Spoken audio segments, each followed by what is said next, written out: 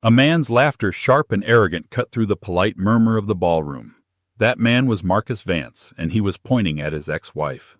He was boasting to his new younger wife about the woman he'd left behind, a woman who looked to him as gray and unremarkable as the life he'd discarded. But then the laughter died in his throat. He watched as a man whose face was on the cover of Forbes, turned to his ex-wife, leaned in and shared a joke. And then Ilara, his quiet, mousy ex-wife, laughed. It was a sound he'd never heard from her, confident, bright, and utterly devastating. His world was about to end. The last box was labeled Kitchen, Misc.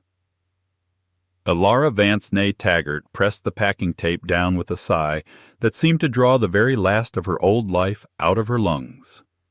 The cavernous, minimalist foyer of the Pacific Heights mansion, his mansion echoed with her every small movement. For 10 years, that echo had been her only companion, Marcus Vance. Her husband of a decade was not there. He was, as his text message had so curtly informed her, closing the biggest deal of his career in Maui. He was there with Chloe. Ilara had known about Chloe for 6 months. Chloe was 24, a wellness influencer whose primary wellness activity seemed to be posting filtered photos from the passenger seat of Marcus's black-on-black Range Rover. Marcus, at 42, was captivated. He said Chloe was vibrant and alive, 2 words he had not used to describe Ilara in at least 5 years. The divorce papers had been served by a smiling courier at 9:15 a.m. on a Tuesday, along with a bouquet of lilies. Lilies, the flower of funerals. Ilara had to appreciate the cruel poetry. Marcus had been generous, he told her. He was letting her keep the small Art Deco condo they'd bought as their first investment, the one in Nob Hill, that he now considered a teardown. He was giving her a severance package, he'd called it, for her time, as if she had been an employee, not a partner. She had been the one who'd read every contract for Vance Capital, his boutique real estate firm. Her art history degree, with its focus on provenance and research, had made her unnervingly good at spotting the fakes, not just in art, but in legal clauses. She'd found the poison pill in the Harrison deal, the one that saved him $8 million. He'd celebrated by buying Chloe a Cartier love bracelet. The last time she'd seen him in person had been at his lawyer's office. He wore a crisp new Tom Ford suit, a deep charcoal gray that made his eyes look like polished stones. He was tan, his teeth aggressively white. "Look, Ilara," he'd said, leaning forward, all feigned sincerity. "This is for the best. You've been well. You've been unhappy for years." "Have I?" she'd asked, her voice hollow. "Of course. You're just not built for this." He gestured vaguely at the gleaming skyline of San Francisco. "The pressure, the ambition. It's a lot. You're more of a comfort seeker. And I've outgrown comfort." He'd reached across and patted her hand. It was the most condescending touch she had ever felt. "You'll be fine," he'd said. "You're getting the condo a good payout. You can, I don't know, take up pottery. Find yourself." Then came the line that would ring in her ears for a year. "I'm a shark, Ilara. I have to keep moving or I die. And you." He'd given her a sad, pitying smile. "You were dead weight. It's time I upgraded." The word upgraded hung in the air, sterile and cruel. He was upgrading to Chloe with her 500,000 Instagram followers and her complete lack of interest in anything that couldn't be hashtagged.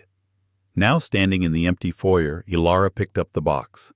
The doorman, a kind man named Javier, who had watched her come and go for a decade, refused to meet her eyes. He helped her load the box into the trunk of her aging but reliable Volvo.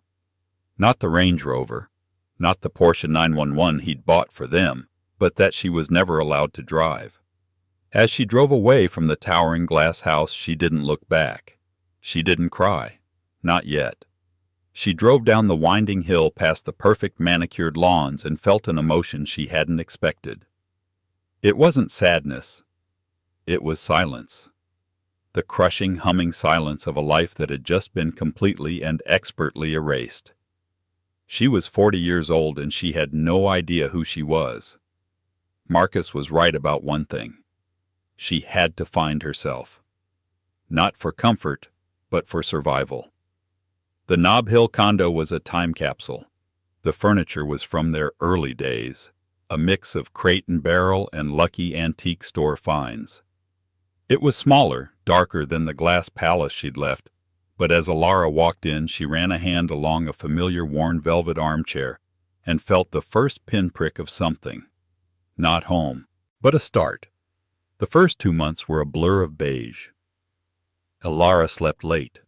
She watched entire seasons of shows she didn't care about. She ate toast for dinner. The generous payout Marcus had given her was, she discovered, tied to a non-disclosure agreement so thick it could stop a bullet. It also wasn't as generous as he'd claimed. After taxes, and after realizing he'd left her with the pending special assessment on the condo building, a $45,000 plumbing repair, he had forgotten to mention she was left with enough to survive for a year. Maybe 2 if she was frugal. She was adrift in a sea of loneliness. The friends she'd shared with Marcus, the power couples they'd hosted for dinner, had all quietly, surgically removed her from their lives. She was no longer Mrs. Vance. She was a liability, a sad story, a ghost of parties past. One rainy Tuesday, 4 months into her new life, she found herself walking aimlessly through the De Young Museum. She'd always loved it here. She drifted into the American painting wing and stood in front of The Cares of a Household, a small, quiet 19th century painting by a forgotten artist. It depicted a woman, her back to the viewer, mending a sock. The light on her hands was soft, her posture one of weary resignation. Alara had seen the painting a dozen times, but today she saw it. She saw the microscopic cracks in the paint, the craquelure. She saw a tiny, almost invisible brushstroke of cobalt blue near the woman's thumb, a pigment that seemed anachronistic for the period.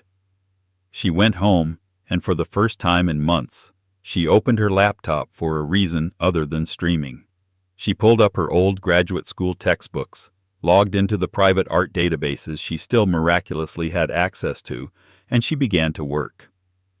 She spent 3 days in a research fever, cross-referencing pigment analyses from other artists of the era, digging through auction records and reading obscure academic papers. On the 4th day, she wrote a polite, carefully worded email to the museum's chief curator, Dr. Eris Thorne. She introduced herself as an independent researcher, laid out her findings, and hypothesized that the painting was not from 1870, but was likely a very skilled 1920s forgery from the infamous Spanish forger school.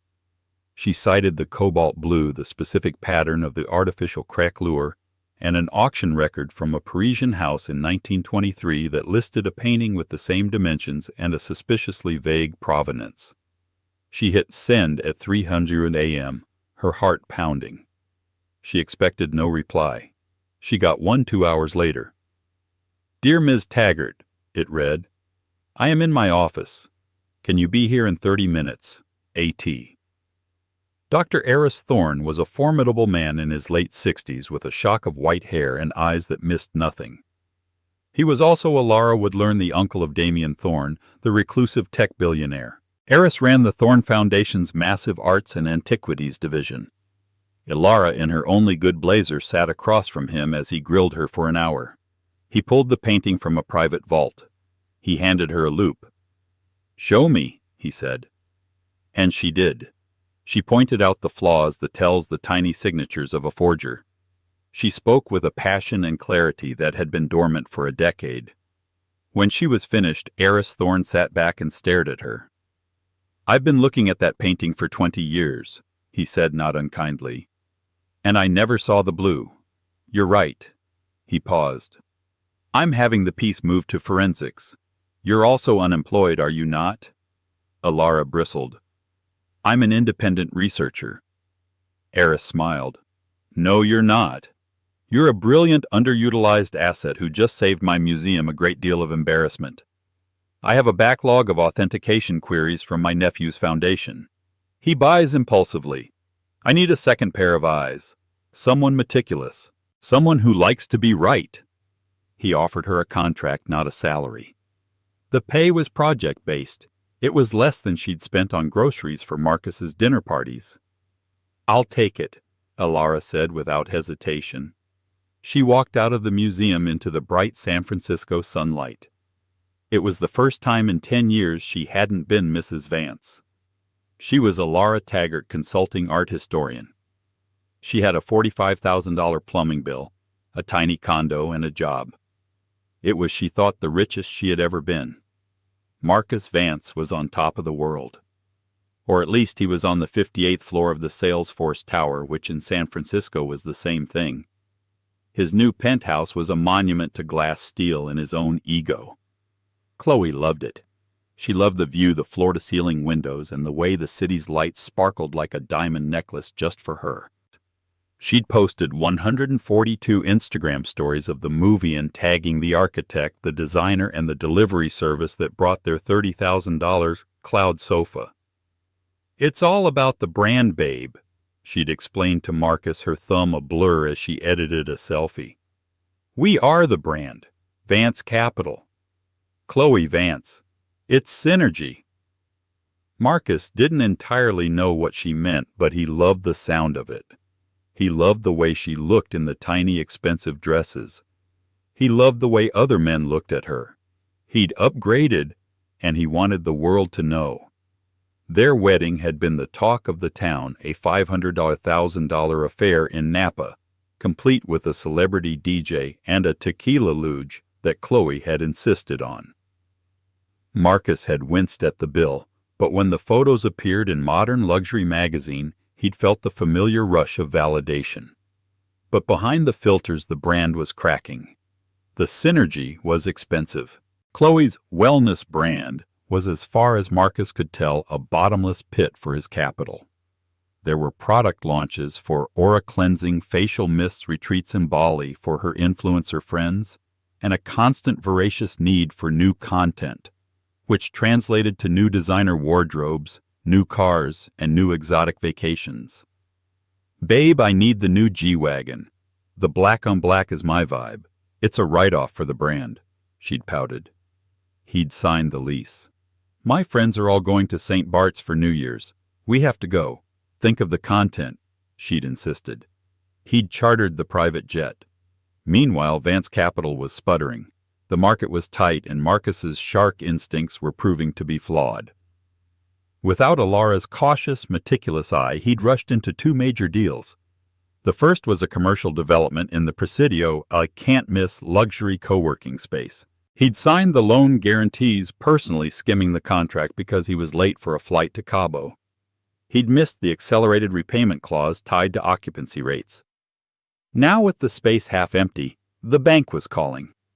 The second was a residential tower in a hot new area of Oakland. It turned out the area was hot because it was on an unremediated toxic waste site. The project was now a swamp of litigation. He found himself thinking of Alara at odd times.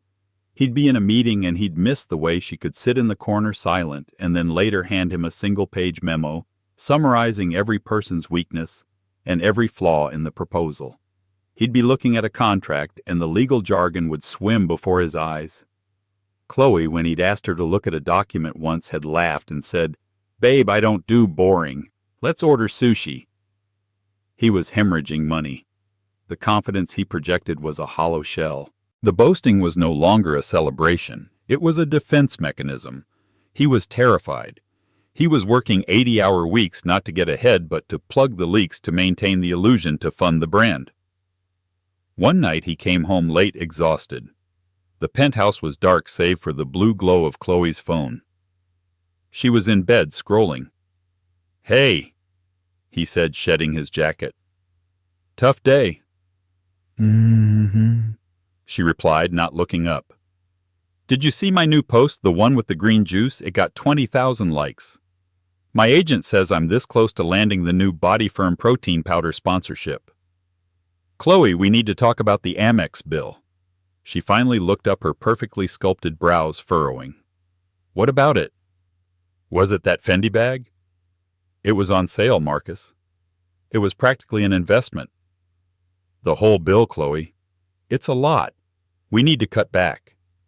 She sat up, the silk sheets pooling around her. "Cut back, Marcus? What are you talking about? We're Vances. We don't cut back." My brand. Our brand depends on this. Do you want people to think we're poor? The word hit him like a physical blow. Poor. It was the one thing he'd spent his entire life running from. No, he said, his voice hardening. Of course not. Forget I said anything. He went to the glass wall and looked down at the city. He felt trapped 58 floors in the air in a gilded cage of his own making. He needed a win. He needed to show everyone, Chloe included, that he was still the shark. That's when he remembered the Golden Gate Conservancy Ball. The biggest, most exclusive charity event of the year. Getting a table was impossible. It was the ultimate "I've arrived" statement. Chloe, he said, turning from the window, a desperate grin plastered on his face. Get your best dress. We're going to the Conservancy Ball. Ooh, she squealed, her phone forgotten. Babe, yes, I'll call my stylist tomorrow. Marcus pulled out his phone and navigated to the ball's website. A single table was $100,000. He looked at his dwindling line of credit. He winced and then he clicked purchase. It was a write-off, he told himself, for the brand. Elara Taggart was covered in grime. It was a fine chalky dust, a mixture of 18th century plaster and 21st century conservation solvent. She was sitting on a wooden stool in the basement of the Breton Gallery in Sausalito, painstakingly restoring the frame of a newly acquired Barbizon school painting. In the year since she'd met Dr. Eris Thorne, her life had transformed. Elara Taggart Authentication and Advisory was now a registered LLC. She'd moved from project-based work to a full-time retainer with the Thorne Foundation. She wasn't rich, not by Marcus's standards, but she was paying her own bills. She'd paid off the $45,000 special assessment in one lump sum. The day she'd wired the money, she'd felt a thrill more potent than any designer handbag Marcus had ever bought her. Her work was her life. She was a provenance detective. She tracked paintings from long-dead aristocrats to shadowy Swiss bank vaults. She uncovered forgeries, yes, but more importantly, she found lost art. She'd authenticated a forgotten Mary Cassatt sketch she'd found in a stack of amateur watercolors at a small New England auction. The find had made ArtNet news. Eris Thorne had become a mentor. He trusted her. He'd recommended her to other smaller clients. The owner of the Breton Gallery was one. Elara, Eris had said over coffee, "You're too good to stay in the basement. It's time you started circulating." "I circulate," she'd protested. "I was just at the archival library." Eris had laughed. "I mean circulating. The people who can afford your services and the art you love don't hang out in libraries. They go to galas, which brings me to the Golden Gate Conservancy Ball." Elara had scoffed. "Eris, that's not my world. It's his world." She didn't have to say Marcus's name. "It was his world," Eris corrected gently. "But it's also the world of art. And my nephew Damien is the primary benefactor this year." Elara had heard, of course. Damien Thorne, the one-man Silicon Valley enigma. A billionaire by 25, he'd founded Aperture, the AI company whose software was now in everything from self-driving cars to medical diagnostics. He was also famously a recluse. He almost never appeared in public, and his philanthropy was just as private, funneled through his uncle Eris and the Thorne Foundation. "This year," Eris continued, "Damien has agreed to be the guest of honor, on one condition. He gets to curate a small private exhibit for the VIP donors. A silent exhibit of pieces from his personal collection. And I," Eris smiled, "have told him that my best authenticator and restoration expert will be overseeing the installation." Elara's heart stopped. "You mean me?" "You'll be working directly with him. He's particular, but he's brilliant. He'll be at the gallery tomorrow to review the pieces. Don't try to flatter him. He hates it. Just be yourself. Talk about the art." The next day, Elara was a wreck. She'd worn her best and only silk blouse. The gallery was closed to the public. At 10:00 a.m. on the dot, the door opened and Damien Thorne walked in. He was not what she expected. He wasn't a hoodie-wearing tech bro or a slick suit-clad executive. He was quiet. He was in his late 30s with an academic's rumpled hair and intense observant eyes. He wore a simple gray Henley and jeans. The only sign of his wealth was his watch, a simple, elegant Patek Philippe that Alara only recognized because she'd had to authenticate one once. "Ms. Taggart," he said. His voice was soft. "My uncle says you're the only one he trusts." "Dr. Thorne is very kind." Alara said, her nerves settling. This was work. She knew work. "Shall we start with the John Singer Sargent sketches?" For the next 2 hours, they didn't talk about money or tech or the gala. They talked about art. He was as brilliant as Eris had promised. He'd ask about the chemical composition of a pigment, and she'd explain the gas chromatography results. She'd point out the subtle ghost of a prior sketch under the infrared light, and he'd counter with a line of code he'd written to predictively model an artist's brushstrokes. They were in front of her favorite piece, a small moody landscape by Corot, when he turned to her. "You're not like the other art people I meet," he said, not as a compliment or an insult, just a fact. "You don't talk about the investment. You talk about the work. You're not trying to sell me anything." "I have nothing to sell, Mr. Thorne," Alara said. "I'm just here to make sure what you bought is what you own." He was quiet for a long moment. "The gala," he said. "It's a nightmare. I hate these things.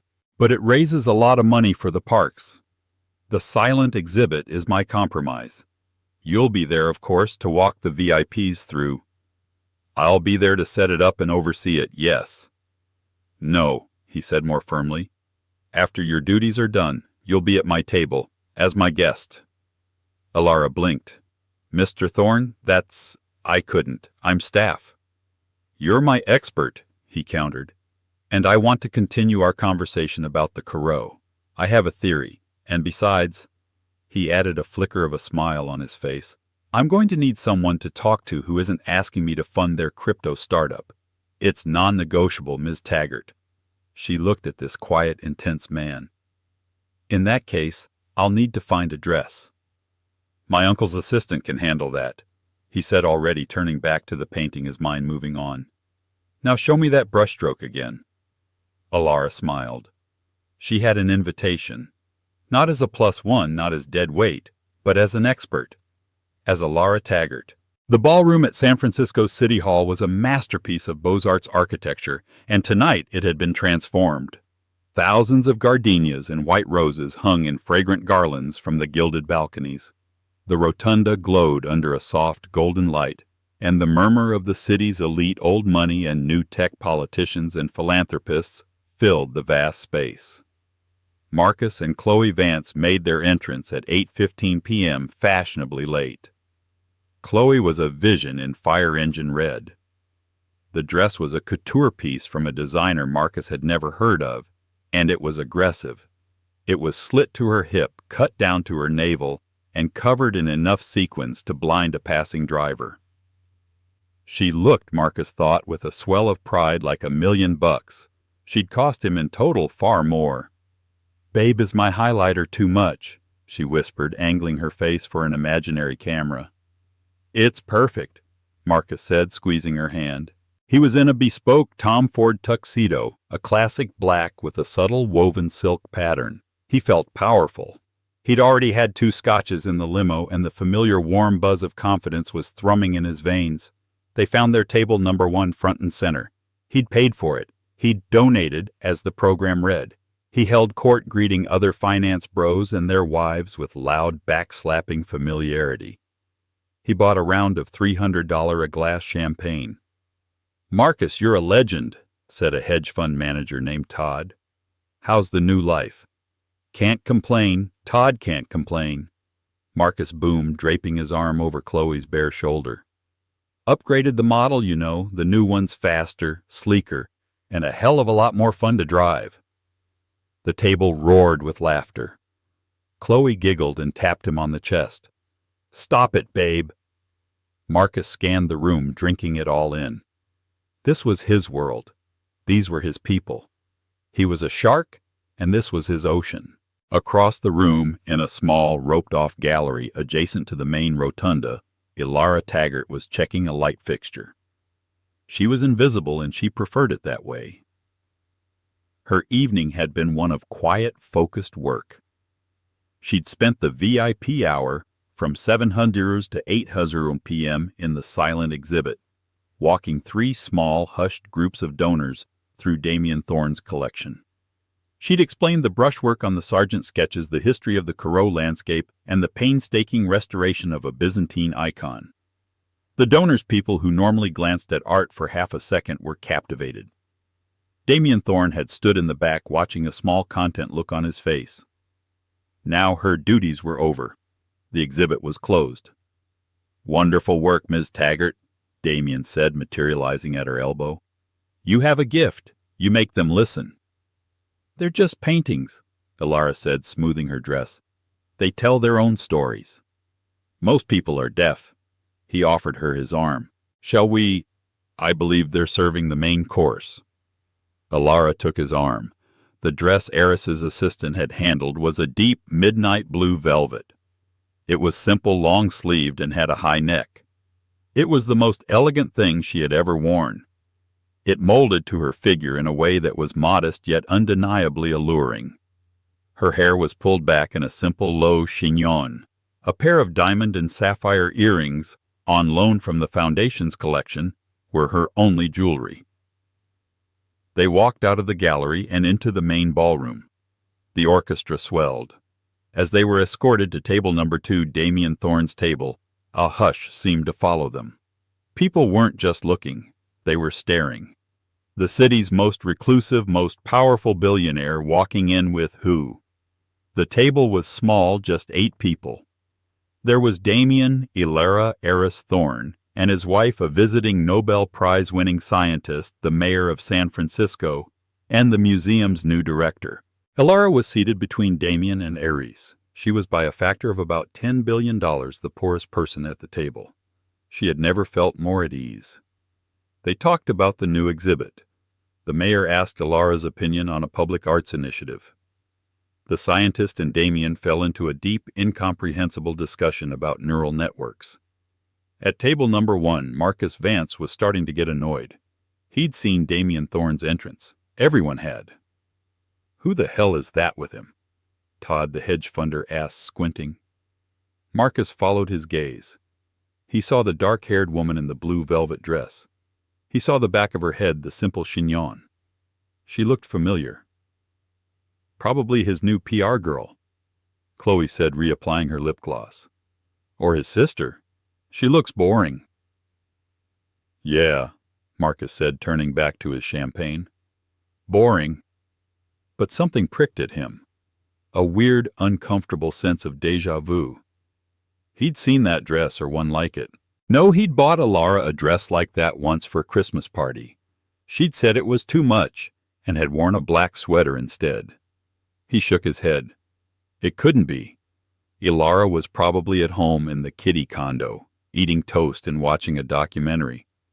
Last he'd heard she was doing some hobby, cataloging old books or something. "Another round," he yelled to the waiter, pushing the thought from his mind. He was here to celebrate. He was the shark. The main course was cleared. The lights dimmed for the main event, the live auction. But first there was a 30-minute mingle break, a calculated pause to allow the champagne to work its magic and loosen the wallets of the city's wealthiest. Marcus was feeling magnetic. The champagne, the adulation from his table, the sheer expensive glamour of the night, it was all working. He was winning. And then he saw her. The woman in the blue velvet dress had stood up from Damien Thorne's table and was walking toward the powder room. As she passed under a spotlight, her face was illuminated. Marcus's glass stopped halfway to his mouth. It wasn't a PR girl. It wasn't Damien Thorne's sister. It was Ilara. He felt a sudden cold jolt. What was she doing here?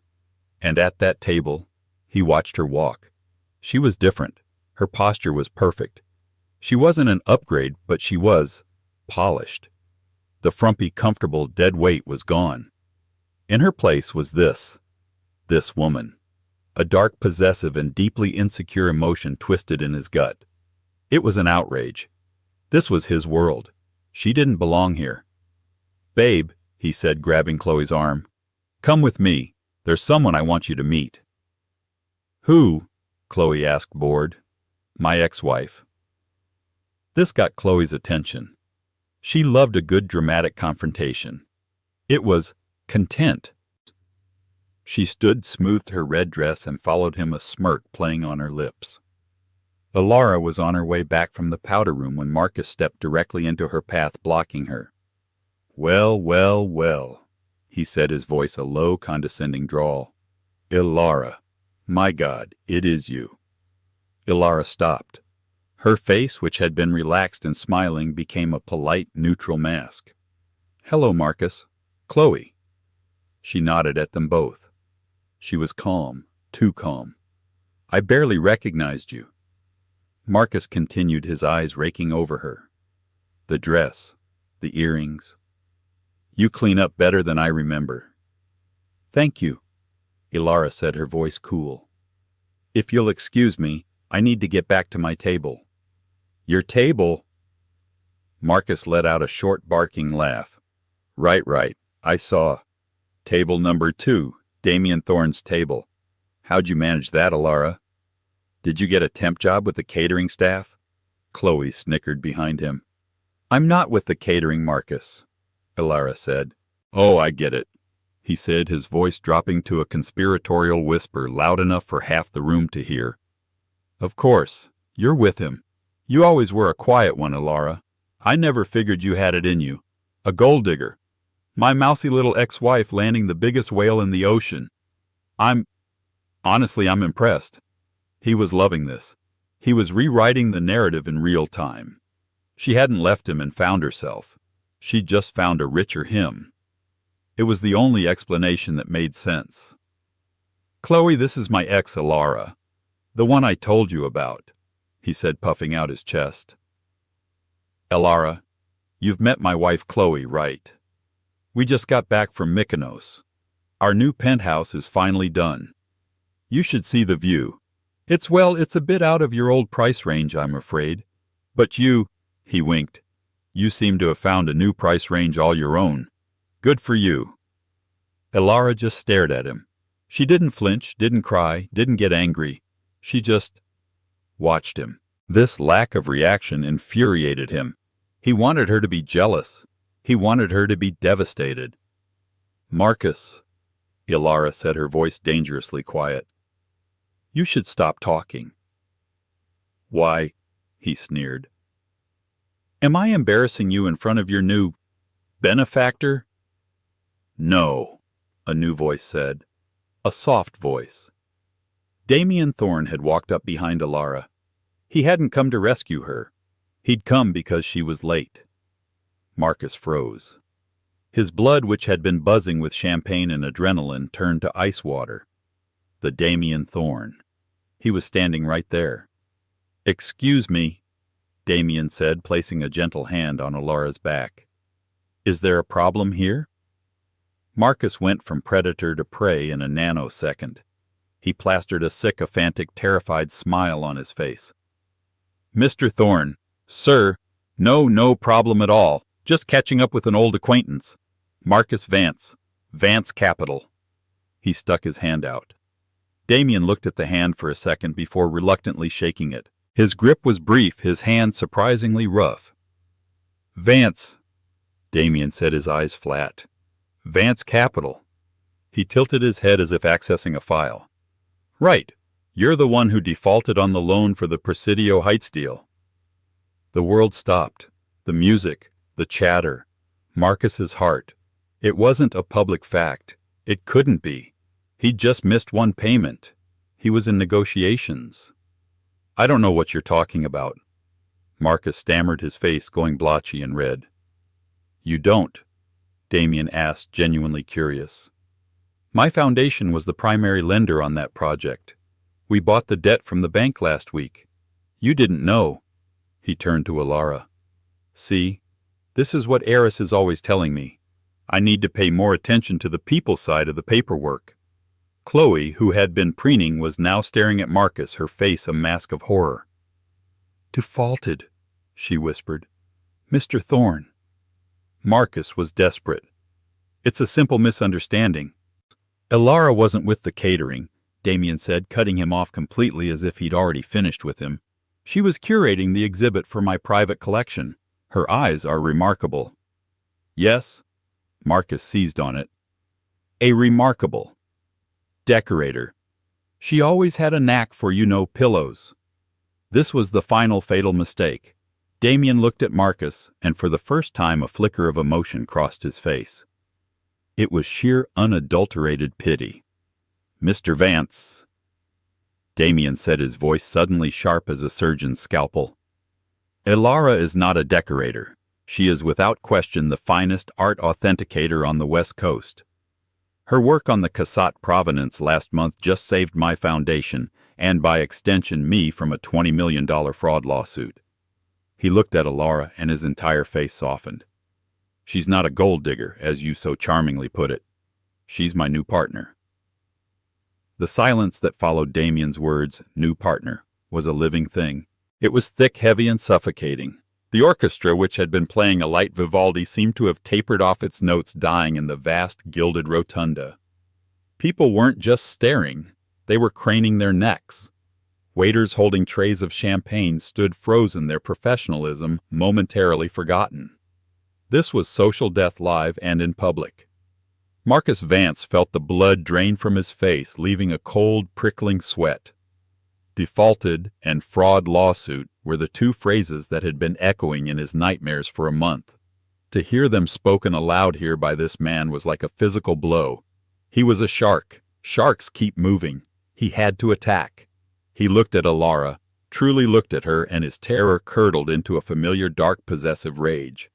She was the cause. She had done this. She had humiliated him. He seized on the one word he thought he understood. Partner. A desperate, ugly sneer twisted his mouth.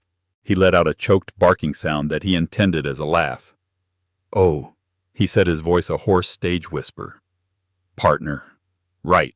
Of course. I get it now. He looked from Damien's impassive face to Elara's calm one. I get it. A new partner. You mean like in the bedroom? The words, laced with a desperate, leering vulgarity, hung in the air, putrid and sharp. Chloe, standing beside him, actually took a half-step back, as if the stench of his desperation might cling to her. Well, Elara, Marcus plunged on a sinking man grabbing at an anchor. I have to hand it to you. You always were a quiet one, but wow, you really upgraded. He was proud of the line. It was his word. He was taking it back. He was reestablishing the narrative. She wasn't an expert. She was a commodity just like Chloe. She had just found a richer buyer. He'd upgraded, and now in her own pathetic way she had too. He was trying to wink at Damien a desperate, we're both rich guys, we get how this works gesture. This finally was the thing that broke the tension. Damien Thorne didn't get angry. He didn't call security. He didn't even flinch. He laughed. It wasn't a snicker. It wasn't a polite cough. It was a full, genuine, surprised bark of a laugh. It started in his chest and burst out a sound of pure, unadulterated amusement. It was the laugh of a brilliant mathematician who had just been told with complete sincerity that 2 + 2 = purple. He was utterly, hopelessly baffled by the sheer one-dimensional stupidity of the creature in front of him. He turned to Elara, who had her hand over her mouth, her eyes wide.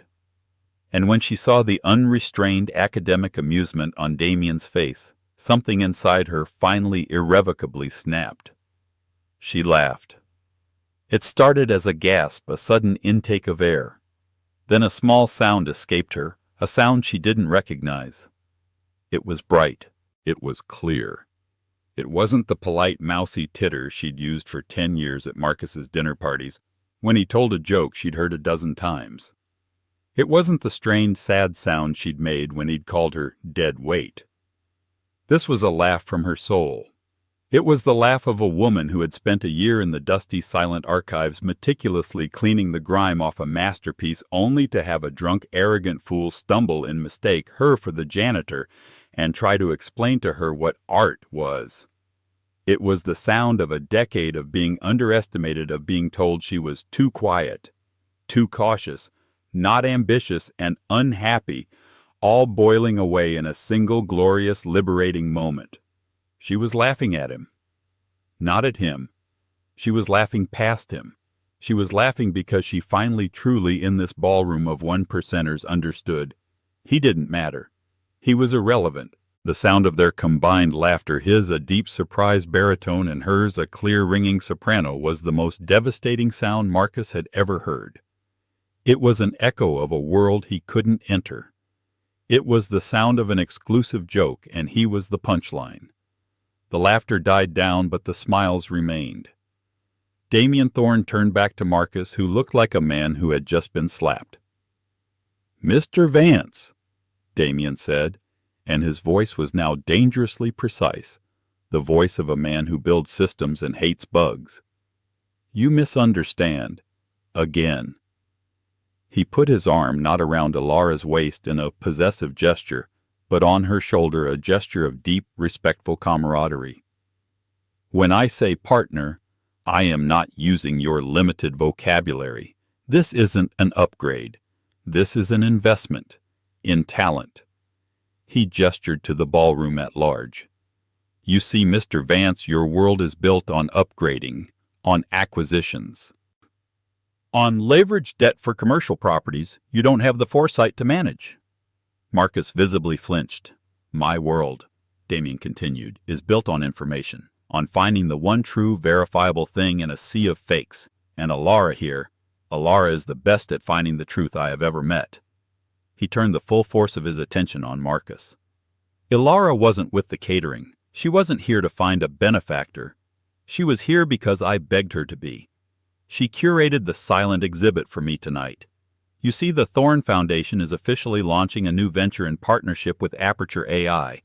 We're calling it the Aperture Provenance Initiative. We're launching a global art authentication database." Damien explained, his voice warming as if he were giving a keynote. "We're using my company's pattern recognition AI, and we're feeding it a data set of every known forgery, every pigment analysis, every brushstroke signature on record. We're going to clean up the art world. Because while men like you, Mr. Vance, think art is just a status symbol to hang on a wall, men much, much smarter and more dangerous than you are using it to launder billions." He looked back at Ilara, and his entire face softened with professional admiration. "And that $20 million fraud lawsuit I mentioned, that was a very, very old, very powerful European family trying to sell me a lost Mary Cassatt. My own team and 2 other firms cleared it. Ilara," he said, "found the lie. She found a single brushstroke of Naples yellow that was chemically 3 years too new. She saved my foundation and my reputation a significant embarrassment." Damien's gaze returned to Marcus, and it was as cold as the bottom of the ocean. "So no, Mr. Vance, Ilara is not my bedroom partner. She is my business partner." He paused, letting the words land, letting the entire room absorb them. "But," Damien Thorne added, a final thin smile playing on his lips, "if you want to get technical, she's the CEO of the new initiative. I'm just the seed investor and tech advisor. So really, she's my boss. And a damn good one." He'd said it. He'd said the word. Boss. The antithesis of dead weight. Marcus Vance had no words. His mouth opened and closed. He was a shark, suffocating on dry land. His entire worldview, his entire sense of self-worth, had been systematically, publicly, and precisely dismantled in less than 3 minutes by a man who owned the code that ran the world, and by the woman he'd thrown away. Damien turned his back on him, a gesture of complete final dismissal. "Ilara," he said, his voice warm again, all business. "The auction is starting. That John Singer Sargent sketch you love, the one from the exhibit, is up first. The one you proved was not a sketch but a preliminary study for the Wyndham sisters' portrait. Maybe we can buy it for the new office." "I'd like that," Ilara said, her voice clear and bright. "We'll need to outbid the Getty, though. Their curator was eyeing it." "Then we'll outbid the Getty," Damien said simply. They turned shoulder to shoulder, a unified front, and walked away. The crowd, as if on cue, parted for them, and they moved through the ballroom already deep in a quiet, animated conversation about bidding strategies. They didn't look back. Marcus was left standing alone, a hollow statue in a Tom Ford suit in the middle of a ballroom. Chloe was still beside him, but she was unnervingly silent. He looked at her, desperate for an ally. "Chloe, babe, it's a misunderstanding. A cash flow issue. I can fix this." Chloe didn't look at him. She was looking at her phone. Her perfectly manicured thumb was frozen on the screen. "Chloe." A small ding sound, a notification, broke the spell. Chloe's head snapped up. She looked not at Marcus, but through him. Her face, which had been a mask of horror, was now a perfect blank mask of pure, cold rage. "Marcus," she said, her voice a deadly quiet hiss. "Babe, just let me explain. We'll go to the penthouse, My agent," Chloe said, her voice flat, "just texted me." She held up the phone. On the screen was a notification from her bank. American Express transaction declined. Charge $18,500. Merchant AR France. "The Amex card," Chloe whispered. "The brand card. The one I use for my business." It was declined. She looked at him, her eyes as dead as a camera lens. "I was buying my front row ticket to Paris Fashion Week." "Chloe, I'll fix it. I just need to move some money." "You're a liar," she said. It wasn't an accusation. It was a simple statement of fact. She was an influencer. Her brand was her life. He had just become toxic to her brand. He was a default, a fraud, a decline transaction. She smoothed her fire-red dress.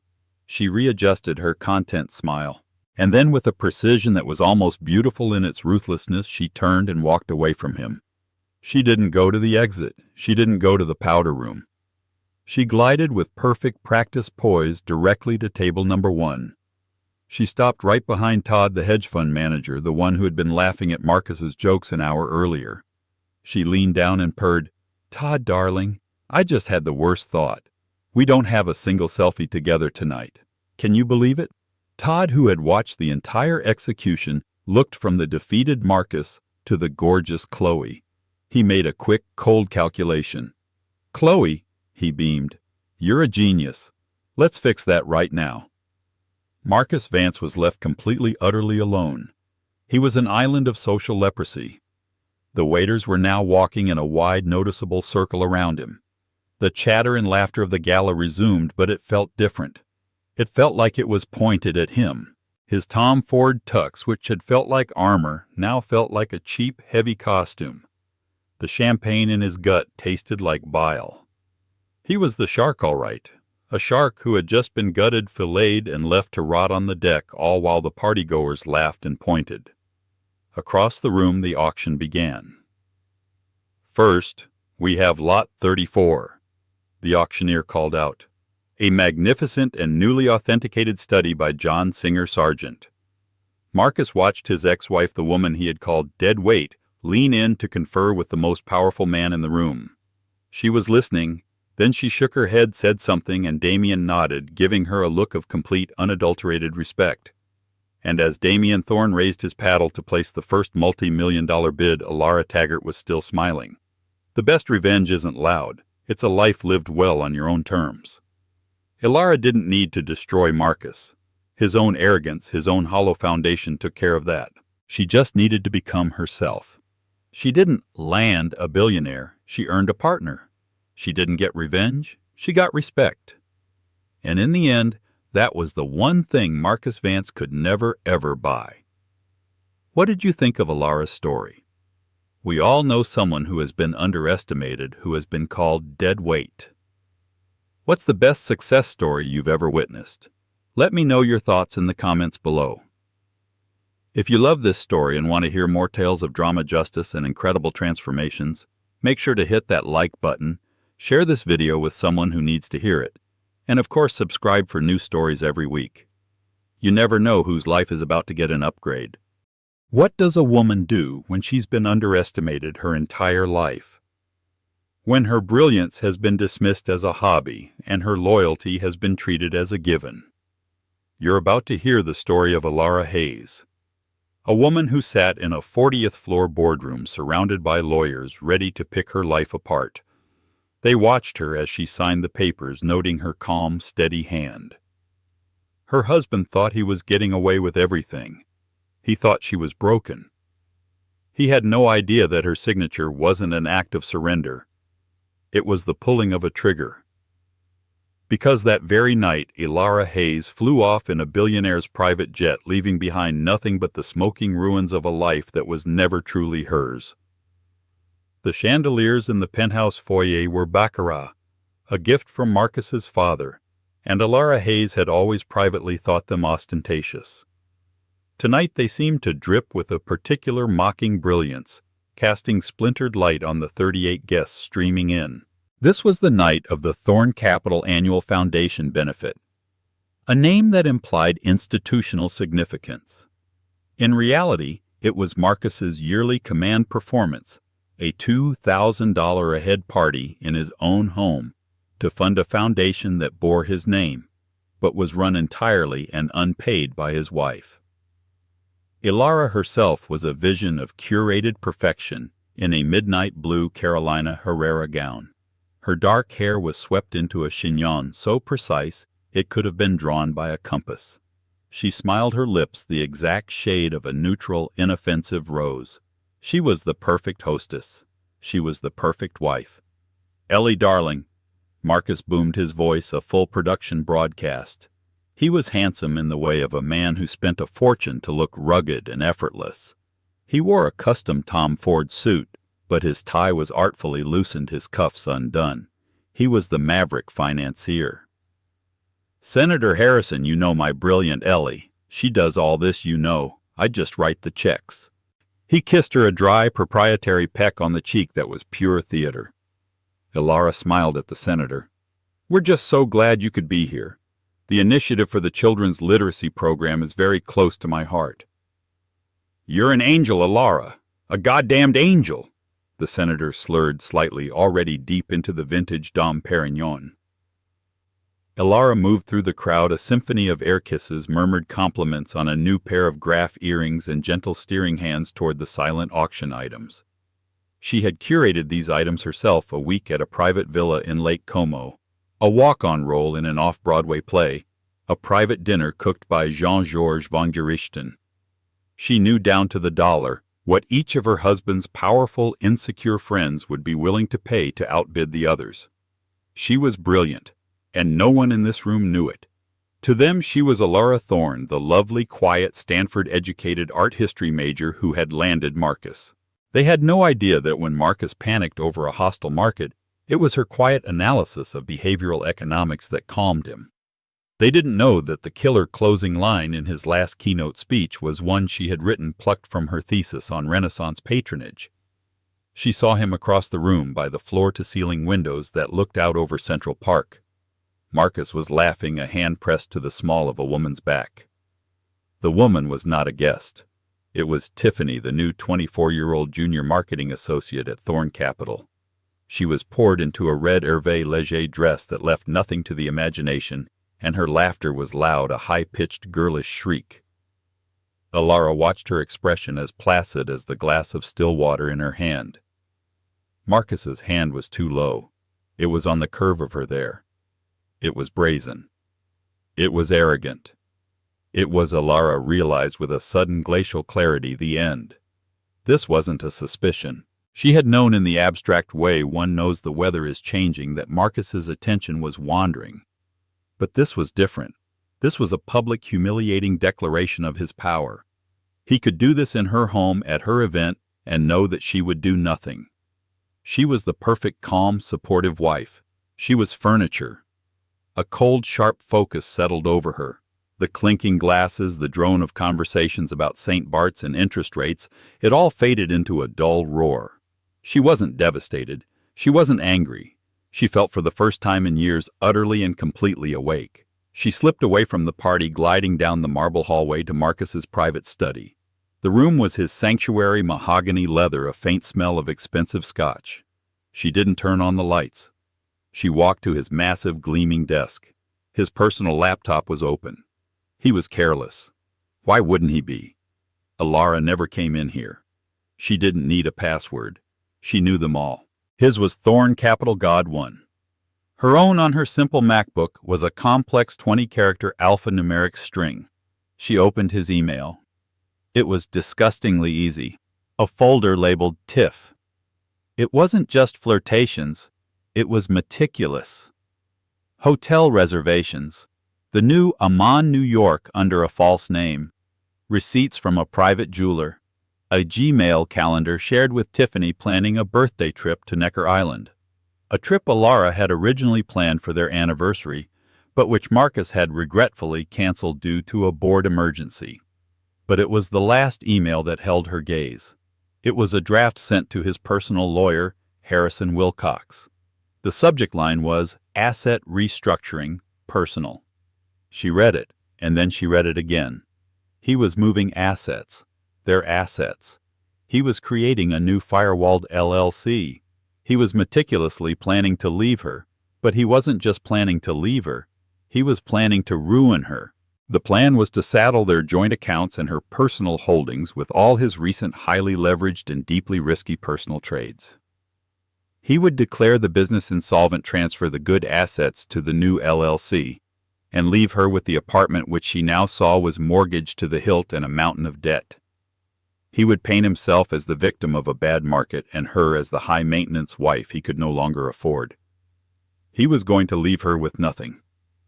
Ilara stood in the dark, the blue light of the monitor painting her face. She closed the laptop. She didn't wipe a single key. She walked back to the party, her spine straight. She found Marcus by the bar. He grabbed her hand. "There you are, I was worried. Listen, everyone, a toast." He raised his glass. "To my beautiful, brilliant wife, Ilara, the woman who makes it all possible. I'd be nothing without her." The crowd cheered. "To Ilara." Ilara raised her own glass, her eyes meeting his over the rim. She smiled a genuine, warm, and utterly terrifying smile. "To us, darling," she said. He thought he was a god. He had no idea he was standing in a cage she had just locked. The first call she would make in the morning would not be to a divorce lawyer.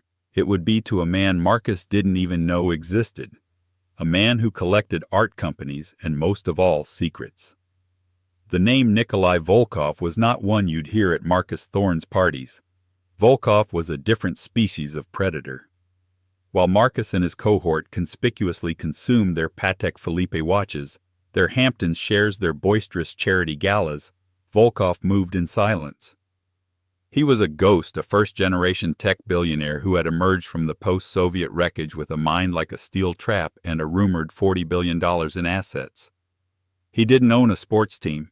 He didn't have a public super yacht. He collected two things: distressed technology assets and forgotten art. Ilara had met him 4 years ago on a rainy Tuesday in Chelsea. It was a rare day she had taken for herself, a spa day, according to her shared calendar with Marcus. In reality, she had fled to the small academic galleries that were her true passion. She was standing in the back room of a tiny, struggling gallery looking at a painting that wasn't even on display. It was a small, dark canvas by a forgotten 17th-century Dutch painter, a contemporary of Vermeer named Clara Peters, who had been erased by history as female artists so often were. Ilara was mesmerized. In the reflection of a silver ewer, the artist had painted a tiny, almost invisible self-portrait. "She's showing you that she was there?" Ilara murmured to herself, leaning in. "She's not just an object. She's the creator. It's a statement of authorship disguised as a reflection. Most people see a fruit bowl." The voice was deep with the slightest trace of a Russian accent. It startled her. She turned. A man was standing in the doorway observing her. He was not handsome in the way Marcus was. He was tall, severe, with sharp cheekbones and eyes so pale they were almost colorless. He wore a simple, brutally expensive-looking black sweater and dark trousers.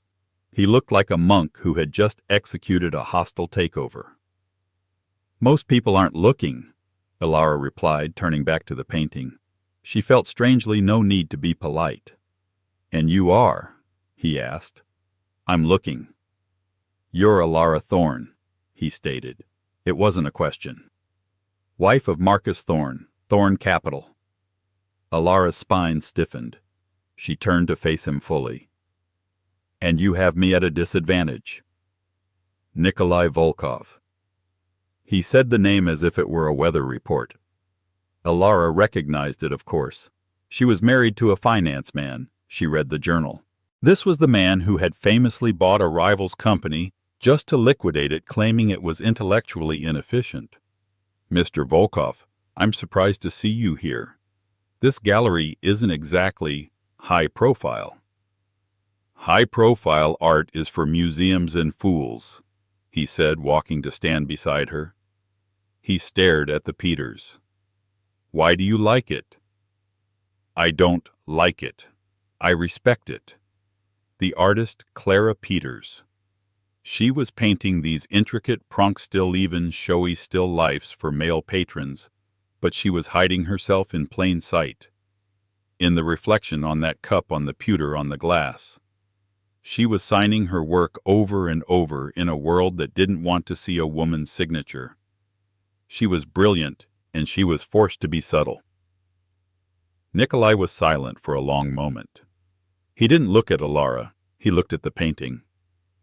You see the subtlety. Everyone else sees the silver cup. What did you say your degree was in? Art history with a focus on the Dutch Golden Age. And now you host benefits. The words landed like a slap. I have a very full life, Mr. Volkov. Do you? He finally turned those pale, penetrating eyes on her. Or do you have a full schedule? They are not the same thing. He tapped the painting. The gallery owner is desperate. He's asking $50,000. It's worth 10 times that. The provenance is messy, but it's real. Your husband, he would call this a bad investment. He would be wrong. My husband's business is his own, Elara said stiffly. No, it's not. Volkov said, a flicker of a smile playing on his thin lips. It's yours, too. You just don't get a share. I read the quarterly reports from Thorne Capital. They're bombastic, full of swagger. But the analysis on emerging markets, it's shallow, except for one report 3 years ago. On Brazilian art as a soft asset. It was brilliant. It was tight, predictive, and based on cultural, not just financial metrics.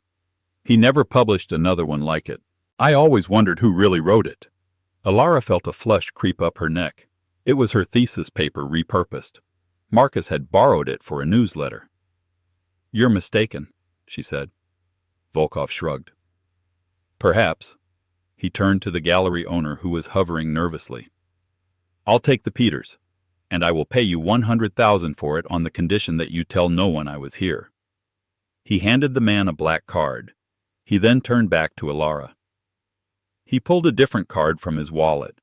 It was plain, heavy gray cardstock with only a name and a 10-digit number. No email, no title. You are like this painting, Ms. Hayes. You are a hidden signature in another man's work. Elara looked at the card but didn't take it. Your husband is a small man obsessed with large things. Volkov continued, his voice low. He will inevitably overreach. He will mistake your patience for obedience. He will mistake your silence for ignorance. And one day you will find yourself in a position where your subtlety is no longer enough. You will need a different kind of asset. He placed the card on a small table beside her. I am always looking for talent, Ms. Hayes. Not for my walls, for my world. When his becomes too small for you, call me. I am a much better patron than he is. He walked out of the gallery without another word. Elara had taken the card. She had gone home, her hands shaking not from fear, but from recognition. She had hidden the card in the back of an old hollowed-out art history textbook. Baroque and post-Baroque, the age of spectacle. She hadn't looked at it in 4 years. Until now. After the party, the guests finally gone, the staff cleaning, and Marcus passed out in their bed, smelling of scotch and Tiffany's cheap, cloying perfume. Elara sat in her own bathroom on the cold marble floor. She retrieved the card. She looked at the number. She wasn't running to a billionaire to save her. A billionaire was a resource, a weapon. Nikolai Volkov wasn't a patron. He was an investor. And she finally realized, the most undervalued asset in New York City. She picked up her phone. She would not call. Not yet. First, she would build her case. She would gather her data. She would, as he had said, see the subtlety everyone else missed. She would map the entire financial and social architecture of Marcus Thorne's life, and then she would present her findings to the one man in the world who would know exactly how to leverage them. She was done being a reflection. It was time to be the author. The 3 weeks between the night of the party and the signing were the most intensely alive Elara had ever felt. The fog of her polite, suppressed life had burned away, leaving a sharp, crystalline clarity. While Marcus slept, Elara worked. Her first move was not to call Volkov. It was to call a woman named Ms. DeWitt, a forensic accountant she'd once seen speak on a panel about dark money in the art world. Elara had pretended to be a journalist from a small academic journal to get a 15-minute meeting. DeWitt, a woman with zero makeup and a gaze that could etch glass, had seen through the ruse in 30 seconds.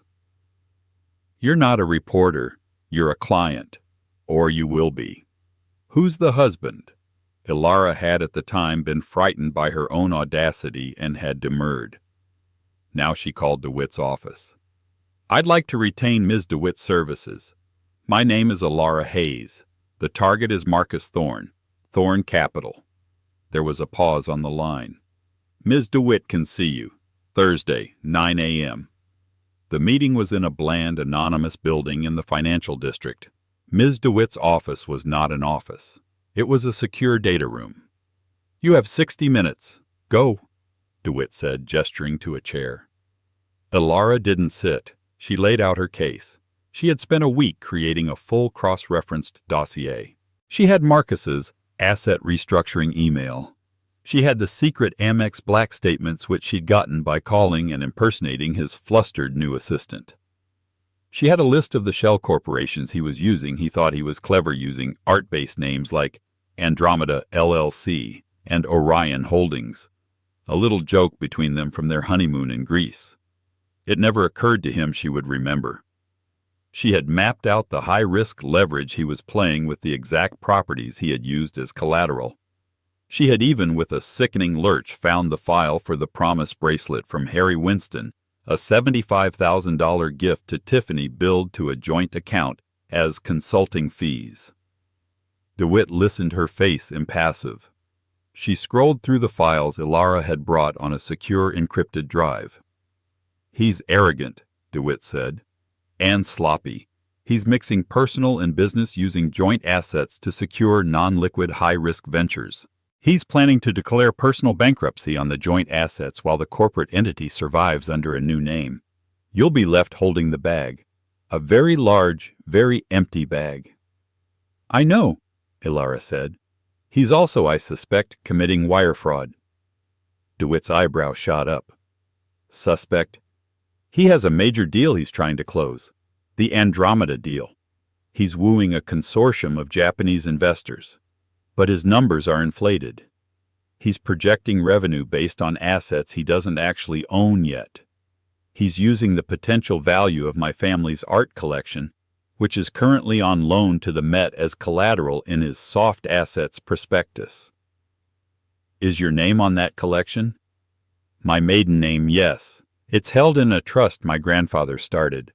Marcus is a co-trustee, but he doesn't have the right to leverage it. Not without my signature." "Has he tried?" Elara pulled out another file.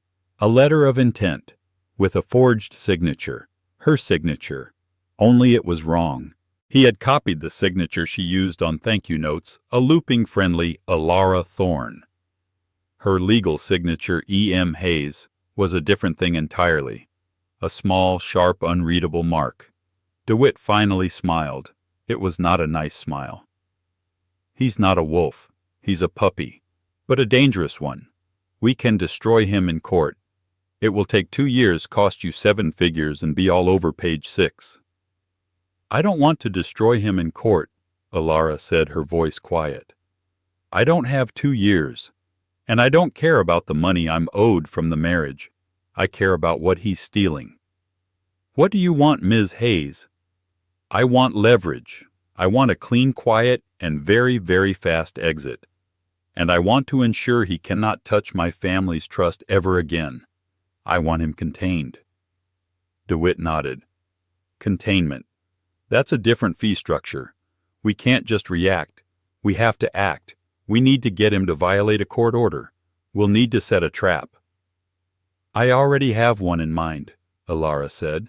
But I need a partner, someone who can apply pressure from the outside, someone he won't see coming. That afternoon, Alara finally used the gray card. She sent a single text message, Clara Peters. The reply was instantaneous. I've been waiting for your call, Ms. Hayes. My car will be at your location in 5 minutes. She realized, already being tracked. The thought didn't scare her. It liberated her. The meeting was not in a high-rise. It was in a private, soundproofed room at the Frick Collection, which Volkov had apparently rented out for the evening. He was standing in front of a Holbein, a portrait of a stern, powerful man. Sir Thomas More, Volkov said, not turning. A man of principle. He lost his head. And Holbein painted him, Alara said, and his painting outlived the king who killed him. The art endures. Volkov finally turned. You're ready. I am. She didn't give him the emotional speech. She didn't talk about Tiffany or the betrayal or the party. She gave him the same presentation she gave DeWitt, but with a different focus. She didn't show him the wire fraud. She showed him the opportunity. Marcus is over-leveraged, she explained, pulling up data on a tablet. He's desperate for the Andromeda deal to close. He's courting the wrong investors. The Japanese consortium is famously risk-averse. They'll pull out the second they do real due diligence. But the CEO of Andromeda, a man named Kenji Tanaka, is a rival of yours, is he not, in the microprocessing space? Nikolai's pale eyes sharpened. He is not a rival. He is a nuisance. Tanaka is an avid art collector, specifically 19th century Japanese woodblock prints. He's been trying to acquire a complete set of Hokusai's 36 views of Mount Fuji for a decade. He's missing 3. And you know where they are, Volkov stated. I do. They're in a private collection in Belgium. The owner is an old, eccentric baron who hates modern technology. He's also a dear friend of my grandfather's. He won't sell to Tanaka, but he might loan them. To the right person. For the right exhibition. Volkov's smile was thin as a razor. Andromeda. A star system. You are offering me a star system. I'm offering you a weapon. You can use this. You can get a meeting with Tanaka. You can show him the prints. And in that meeting you can casually mention that your art advisor has deep concerns about the financial stability of his new partner Thorn Capital. You can show him this. She swiped the tablet. It was the forged signature. You show him that, and you show him the real mortgage on the penthouse. You show him the consulting fees to Tiffany. You show him that Marcus isn't a maverick. He's a desperate gambler who's forging his wife's name. Tanaka will be displeased. He will pull out. The Andromeda deal will collapse. Yes. And Marcus Thorne will be ruined. Yes. And you, Ms. Hayes, what do you get out of this revenge? Revenge is a luxury, Mr. Volkov. This is an extraction. I need 2 things. First, I need a new asset restructuring plan. One that protects my family's trust and my own premarital assets. Ms. DeWitt is handling the legal, but I need capital. I need someone to buy the debt on the penthouse silently. I need someone to hold the liens. So you can be the one to foreclose on him. You don't want to leave. You want to evict him. That's poetic. And expensive. I will sell you the Clara Peters. The real one. My grandfather bought it from the gallery in Brussels, not the one in Chelsea. The one you bought is an excellent 19th century copy. I've known for years. Volkov stared at her. Then he threw his head back and laughed. It was a harsh, surprising sound. A copy. He sold me a copy and you let me— You didn't ask me if it was real, Ilara said. You asked me why I liked it. My analysis stands. The copy is in its own way a statement of authorship. My God, he said, shaking his head. You are terrifying, Ms. Hayes. I'm just thorough. You buy the debt. You hold it until I give the signal. That's the first thing. And the second. Ilara took a deep breath. The night it's over, I need a ride. Volkov's eyes locked on hers. A ride. You once offered me a job. You said you were a patron. You're opening a new private museum in Singapore. Your acquisition fund is $500 million. But your curator is a mess. He's buying fakes and he's overpaying for name brands. He's buying bombastically. You've seen my acquisition reports. Volkov was incredulous. They were easy to find, if you know where to look. And you believe you can do better. Mr. Volkov, Ilara said, her voice dropping, I am the woman who spotted a fake Clara Peters in 5 minutes and tracked 3 Hokusai prints to a Belgian basement. I've been curating a $10 million household, a $50 million art trust, and a $100 million social calendar for a decade, all while managing an emotional black hole of an ego. Your museum will be simple. Nikolai Volkov stood in silence for a full minute, his gaze so intense it was almost physical. Teterboro Airport, he said finally. The night you sign. My pilot will have a flight plan. The call sign will be N44KV, a Gulfstream G700. It will take you to Singapore. Your starting salary is whatever you want it to be. The jet will be waiting. He held out his hand. Welcome to the payroll, Ms. Hayes. Ilara shook his hand. It was cold, firm, and as binding as any contract. Now, she said, let's talk about the divorce proceedings. I need them to be amicable. The transition from aggrieved wife to cold-blooded strategist was complete.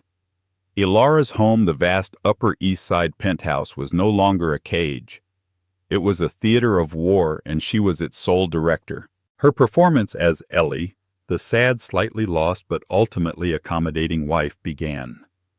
Marcus, blinded by his own arrogance and the thrill of his new shallow affair, made it disgustingly easy.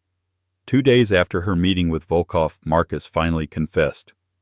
He sat her down in their bone-white living room, the one she'd had featured in Architectural Digest, an accomplishment he'd claimed as his own.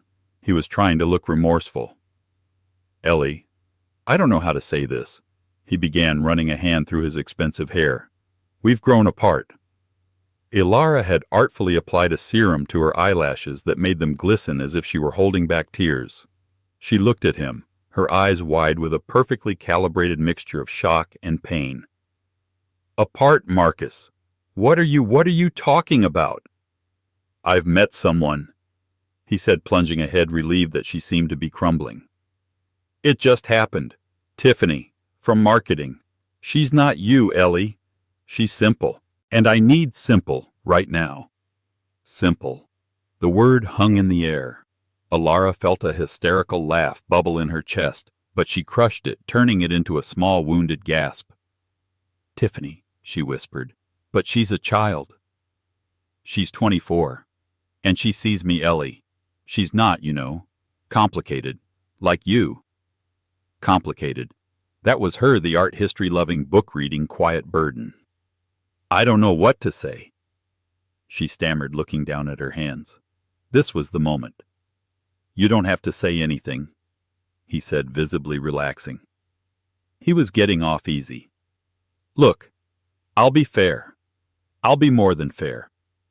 I want you to have the apartment, of course, and I'll set up a very generous alimony. You won't have to worry about a thing. This was the hook. He was offering her the apartment. The deeply mortgaged, debt-riddled apartment. He was literally legally handing her the bag. The apartment, she said, her voice trembling. But this is our home. It can be your home, Ellie, he said magnanimously, now the benevolent king. I'll have my lawyer Harding draw up the papers. He'll be in touch with whoever you choose. Someone sensible. Not one of those uptown sharks, Alara nodded mutely. I think I know someone. A man my father used to use. A Mr. Davies, very quiet, from a small firm. Marcus beamed. Perfect. See? We can be civilized about this. You're a class act, Ellie. Always have been. Mr. Davies, of course, was a phantom. The small firm was the secure data room run by Ms. DeWitt, who was now thanks to a quiet wire transfer from a Volkov-controlled entity on a massive retainer. The next 2 weeks were a masterclass in subtle sabotage. Alara became the most helpful, estranged wife in history. Marcus, darling, she'd call her voice breezy. I'm just clearing out some old files. There's a box here on Andromeda. It looks important. Shall I have it couriered to your office? He, in the middle of a frantic call, would snap, Yes, whatever, just handle it. She would handle it by accidentally mislabeling the box, sending it not to his office but to the secure shredding facility she'd booked. She kept, of course, the real files, the ones with the forged signatures and inflated numbers. When he was screaming at his assistant about the missing box, Alara would call back, Oh, darling, I'm so sorry. I think I used the wrong label. I'm just so flustered. I'm all over the place. Let me see if I can find the receipt. He'd slam the phone down, muttering about her incompetence. He never suspected malice. He only saw the complicated, flustered woman he was so wisely shedding. Then there was the social side. Marcus, I know this is hard, but you can't just hide, she'd say, all gentle concern. The foundation benefit it raised so much. We have to show the board we're still a united front, just for a little while, for the sake of the foundation. He'd agree, eager to keep up appearances until his new company was launched. So Alara would arrange small, intimate dinners. She'd invite a key board member, and accidentally invite Tiffany too. Oh, Tiffany! Alara would say, all breathless surprise, as the girl showed up in a dress that was more of a suggestion. Marcus, you didn't tell me you were bringing a guest. How wonderful. Please sit. And Alara would watch with a sad, gentle smile as Tiffany would get drunk on the expensive wine, mispronounce the board member's name, and talk about her TikTok strategy. Alara would see the board member's eyes narrow, see him look at Marcus with a new dawning contempt. Alara wasn't just leaking information, she was leaking image. She was letting Marcus's own poor taste and arrogance do the work for him. Meanwhile, the real work was happening in silence. Nikolai Volkov, true to his word, had moved. He'd had a chance encounter with Kenji Tanaka at an exclusive art auction in Geneva. He hadn't mentioned the woodblock prints. Not yet. He had simply listened. He listened to Tanaka complain about the cowboys in American finance. Then Volkov's team, armed with Alara's and DeWitt's data, did what they did best: they acquired. Quietly, through a series of shell companies based in Delaware and the Cayman Islands, they bought the debt on the Thorne penthouse. They bought the debt on Marcus's prized Aston Martin. They bought the debt on his personal line of credit at his own firm. In 1 week, Nikolai Volkov became Marcus Thorne's single biggest and completely invisible creditor. Marcus, busy planning his new life with Tiffany, saw only the amicable divorce papers being drawn up by Alara's sensible lawyer. The papers were a masterpiece of misdirection. They focused entirely on the alimony, which Alara kept tearfully trying to refuse, and the splitting of the personal effects, the art, the furniture. Marcus, eager to seem generous and knowing the furniture was all leased and the art was mostly hers, agreed to every sentimental request. He agreed in writing that the full and final settlement was contingent on her receiving the apartment free and clear of his name, but fully saddled with its attachments. He thought he was giving her a $20 million asset. He had no idea he was signing her name onto a $30 million anchor. The final piece of the con was the asset freeze. DeWitt's sensible lawyer, Mr. Davies, filed a standard boring motion, a mutual asset freeze to protect both parties during the proceedings. Marcus, Alara had whispered, crying on the phone. My lawyer is insisting. He says it's just procedure. Please just sign it. I want this to be kind. I don't want to fight. Marcus, rolling his eyes at Tiffany, who was painting her toenails on his sofa, signed. Yeah, fine, Ellie. Whatever your guy wants. Just get it done. The trap was set. The ink was on the paper, a binding legal agreement, and Alara knew from watching his secret bank transfers for weeks that Marcus was pathologically incapable of not moving money. He was a shark. He had to keep swimming. She just had to wait. It took 4 days. On a Tuesday at 3:15 p.m., Ms. DeWitt's system pinged. A wire transfer. $1.5 million. Marcus was moving it from a joint account frozen to a new secret offshore account in Tiffany's name, very much not frozen. He was violating the court order. He was in legal terms completely and utterly screwed. Ms. DeWitt called Alara. We have him. Contempt of court. Wire fraud. Forgery. It's a full deck. We can arrest him. Right now. Alara was at the Met, standing in front of a Sargent painting. She looked at the woman in the portrait, her face pale and passive. No. Alara said, her voice clear and cold. No arrests. Not yet.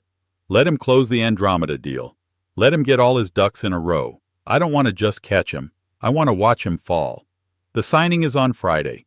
We'll proceed as planned. She hung up. She had a nail appointment and then a final fitting.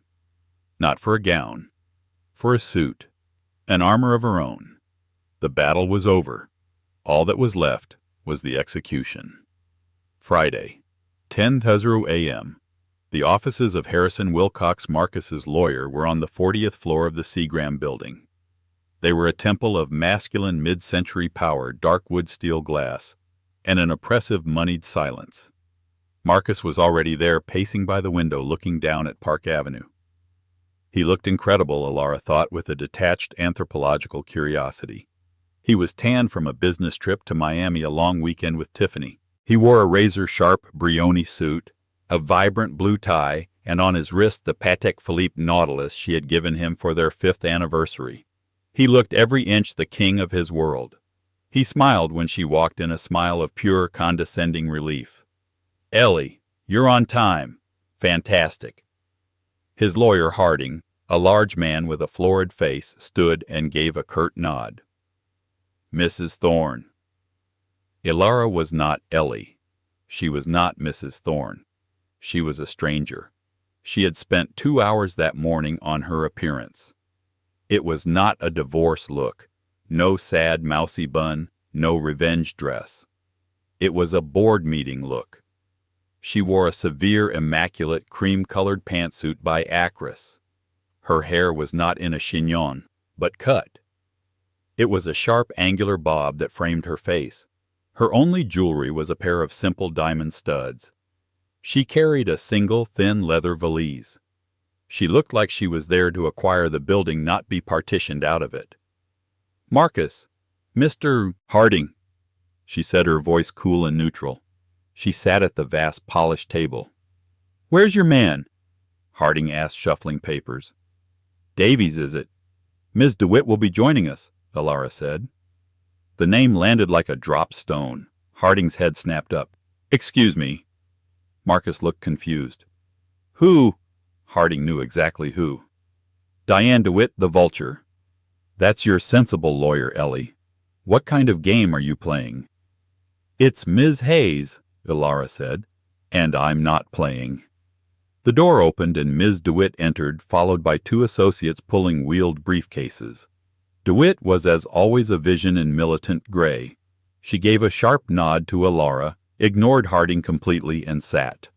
My client is ready to sign, DeWitt said, her voice like a file on steel. Let's see the papers. Harding, visibly sweating, slid the documents across the table. Marcus, sensing a shift in power, stopped pacing. What the hell is this, Alara? I thought we were being civilized. We are, Alara said, taking the pen offered to her. It was a cheap plastic Bic. She ignored it, retrieving her own from her valise. A sleek black Mont Blanc. I'm just being thorough. She read the papers. It was all there. The generous alimony. the transfer of the penthouse to her name, the mutual release from all other financial claims. She looked at DeWitt. DeWitt gave a single sharp nod. Alara uncapped the pen. Her hand was perfectly steady. She signed Alara M. Hayes on every line, a clean, sharp, definitive signature. Marcus let out a long, theatrical sigh of relief. He was done. He was free. "Well," he said, clapping his hands together. That. Ellie, I truly wish you the best. You'll be very comfortable, and I'll have my assistant arrange to have the rest of my things moved out by—" "That won't be necessary, Marcus," Alara said, capping her pen. She stood up. Ms. DeWitt stood with her. "My man, as you called him, Mr. Harding has a few documents for you." One of DeWitt's associates stepped forward and placed a thick-bound folder in front of Marcus, and a second one in front of Harding.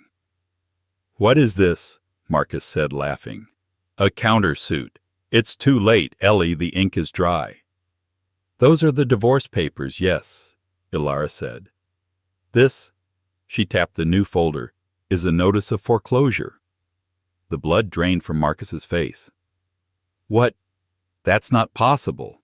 The bank loves me." "The bank sold your debt, Marcus," DeWitt interjected, her voice devoid of emotion, "to a private investment firm. My client, Ms. Hayes, happens to be the principal advisor to that firm. You've defaulted on 3 separate covenants: the penthouse, the car, and your personal credit line. They're calling the notes, all of them, effective 90 minutes ago." Marcus's hand was shaking. He couldn't open the folder. "You can't. That's my apartment." "It was never your apartment, Marcus," Alara said softly. "It was the bank's, and now it's mine, or my investors'. We haven't decided what to do with it yet." "You bitch!" he breathed, sinking into a chair. Harding, his face ashen, was flipping through his copy. "This is aggressive, DeWitt, but it's just money. We'll fight it. We'll declare bankruptcy." "You could," DeWitt said, "but you'll want to see Appendix B." Harding flipped. He stopped. His mouth opened.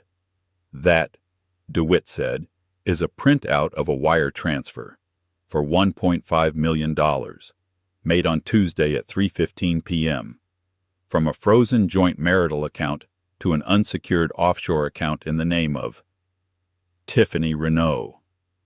That's a direct violation of the court order your client signed. That's contempt of court. It's also given the source of the funds wire fraud.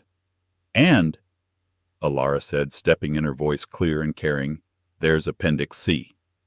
Marcus looked up, his eyes wide with terror. "The Andromeda deal," Alara said. "The one you were so sure about. The one you were building your new life on.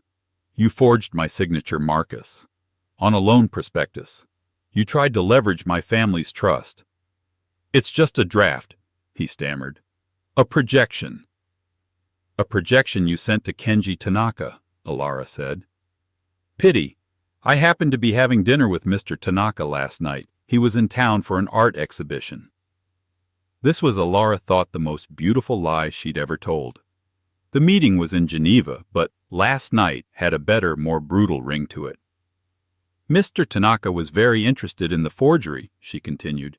"He was also interested to learn that your entire company is one big, leveraged, bankrupt, and all but name house of cards. He found your projections optimistic. He pulled out an hour ago. Your Japanese consortium is gone." Marcus made a small choking sound. He wasn't a king. He wasn't even a puppy. He was just a man. A small, terrified man in an expensive suit. "You're ruined," he whispered, looking at her as if for the first time. "This ruins me. We were married. How could you—" Alara picked up her valise. She walked to the door. She paused, her hand on the handle. "You said it yourself, Marcus," she said, looking back at him. His face was a mask of utter devastation. "You said you'd be nothing without me." She opened the door. "You're right. That was easy." She walked out into the hallway, her heels clicking on the marble. Ms. DeWitt followed. "The car is waiting, Ms. Hayes," DeWitt said. "Thank you, Diane," Alara said. "Send me the final bill." "There is no bill," DeWitt said. "Mr. Volkov took care of it. He called it an acquisition fee." "Good luck in Singapore." Alara nodded. She didn't look back. She didn't smile. She didn't cry. She just walked, calmly. The elevator ride down from the 40th floor was silent. Alara stood at the back, feeling the 100-pound weight of Marcus's ego, his lies, and his expectations evaporate. She realized, just Alara, a feeling she hadn't known since she was 21. The lobby of the Seagram building was bustling. Alara had always felt invisible here, a wife on the arm of a real player. Today she was the one with the purpose. She had just closed the biggest deal of her life. She pushed through the revolving doors onto Park Avenue. A black, unmarked Mercedes Maybach was idling at the curb. A man in a dark suit opened the rear door. Alara slid in the door, closing with a silent, pressurized thunk that sealed off the city.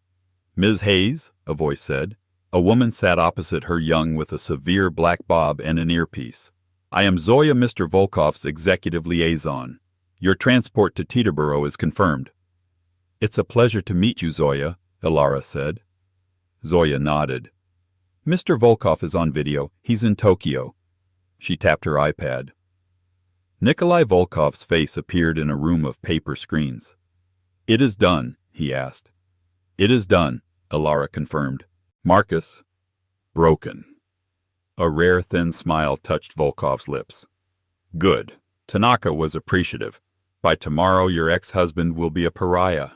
Zoya has your new credentials. Alara Hayes is a good, strong name. It's the one that will be on the museum wing." "Alara Hayes is fine," she said. "Good. The jet is waiting. Call sign N44KV. I've had your preferred champagne stocked. Billionaire salmon. Am I correct?" Alara was stunned. "How did you—" "I am a good patron, Ms. Hayes.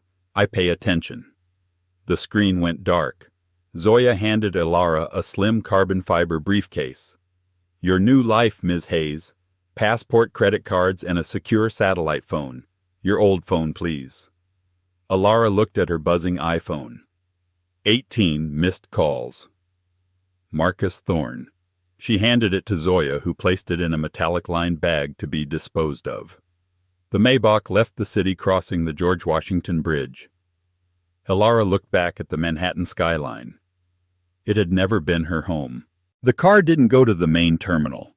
It drove through a secure gate directly onto the tarmac. There, it was a sleek white and silver Gulfstream G700. "Have a pleasant flight, Ms. Hayes," Zoya said, opening the door. "Mr. Volkov expects your notes on the curator's brief by the time you land." Alara stepped onto the tarmac. A flight attendant waited at the top of the stairs. "Welcome, Ms. Hayes." Alara walked up the stairs, not looking back. The cabin was a minimalist apartment of cream leather and dark wood. On a polished bar, a single bottle of Billionaire salmon rosé was chilling. Alara sat and poured a glass of champagne as the cabin door sealed. She felt the engine's rising power. Then the undeniable thrust as the G700 rocketed down the runway. The ground fell away. As the plane banked over the Atlantic, she saw the lights of New York, a carpet of discarded diamonds. A jewel box she had finally escaped. Her new phone buzzed. A text from Nikolai. "One last thing. Check the Society Send-Down blog. Good night, Ms. Hayes." She opened the tablet. A new post was live. Live from Park Ave, not so mighty Marcus Thorne in meltdown. There was a video of Marcus in the Seagram lobby, his tie undone, screaming into his phone. "Find her, she can't do this." Next to it, a clip of Alara 20 minutes earlier walking calmly to the Maybach. Caption: "The king is dead.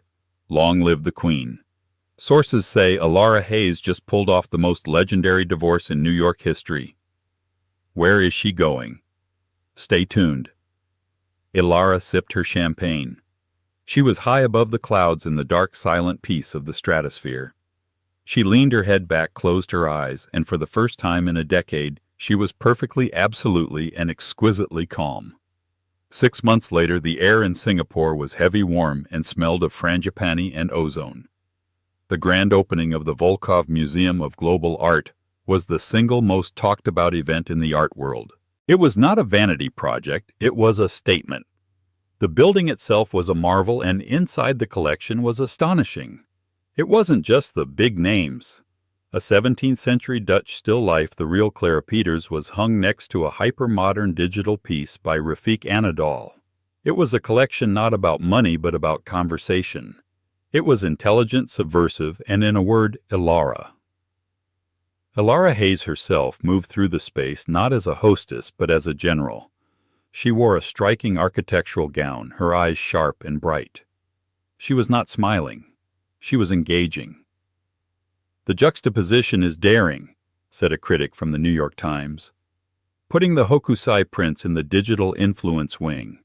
What's the thesis, Ms. Hayes?" "The thesis, Mr. Levy, is that Hokusai was a 19th-century data artist," Elara said, her voice carrying. "He was obsessed with one image, one data point Fuji, and he rendered it in 36 different ways, creating a data set. The same way this algorithm is rendering climate data. One is woodblock, the other is code. It's not daring, it's obvious." The critic stared, then slowly nodded, a look of profound respect on his face. "Obvious. Yes, of course." In a corner on a raised balcony, Nikolai Volkov watched. Zoya, his liaison, appeared at his side. "Sir, a news update from New York." She handed him a tablet.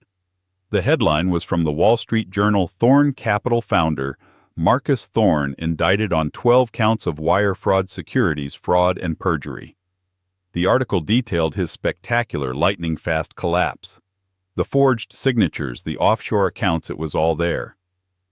Mr. Thorne's ex-wife, Ms. Elara Hayes, was unreachable for comment. "Unreachable?" Volkov mused, a small smile on his face. "He's facing 20 years, sir," Zoya said. "He's destitute. He can't even afford a decent lawyer. Harding dropped him. He's on a public defender." "A fitting end," Volkov said, handing the tablet back. His phone vibrated. A text from Elara. "Tell the Sheikha I can't have dinner. The lighting on the 14th century scrolls is off by 2 degrees. I have to fix it." Volkov typed a reply. "She's the head of the Qatar Museums. She controls a $2 billion acquisition budget. Have dinner with her." Elara's reply was instant. "I am the head of the Volkov Museum. My budget is sufficient. And the lighting is wrong." Volkov found himself laughing, a genuine, quiet laugh of appreciation. He typed one more message. "Very well. Fix the lighting. You are as always correct." He put the phone away. A young, ambitious reporter from Art Forum finally managed to get past his security. "Mr. Volkov, a quick question. Ms. Elara Hayes. She came out of nowhere. No one had ever heard of her. How did you find her?" Nikolai Volkov took a sip of his water. He looked down at Elara, who was now directing a technician, her face a mask of fierce intelligence. He turned to the reporter, his pale eyes unblinking. "I didn't find Ms. Hayes," he said, his voice cold and precise. "You didn't hear of her because you weren't listening. You were all looking at the fruit bowls. Ms. Hayes was always there. She was just waiting for the right light." And that's the story of Elara Hayes. She didn't just get a divorce. She executed a takeover of her own life. She showed everyone who had ever dismissed her exactly what she was worth. But what do you think? Was Elara's plan a masterpiece of justice or a cold-blooded act of revenge? What would you have done? Let me know your thoughts in the comments below. I read every single one. This story was a massive one to tell, and if you enjoyed this journey, please show your support. Hit that like button so I know to make more content like this. Share this video with someone who loves a story of strategy and secrets. And most importantly, if you haven't already, please subscribe to the channel and ring the bell. You don't want to miss the next story we uncover. Thanks for listening.